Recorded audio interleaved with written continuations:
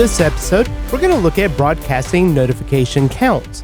And basically the way that's going to work, on a different screen, I have the same application pulled up, and I'm just going to click that create notification message on a different user account. So it would be like if you got a like, comment, or some other kind of event that would occur that then should broadcast a notification.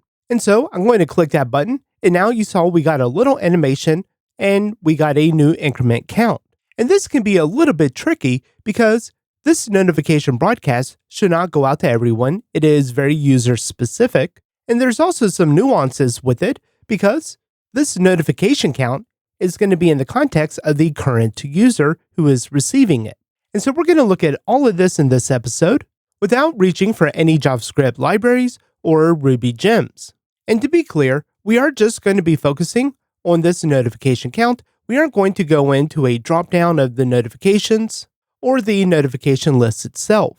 Those are pretty easy to manage on their own, and you would be able to take this concept of broadcasting the notification count to inject in a list item for a notification dropdown if you wanted. And did you know that you can go to railsstore.com to get your own Ruby on Rails t-shirt or your Drift and Ruby t-shirt? To watch this full episode and more videos, visit driftandruby.com and subscribe to the Pro membership.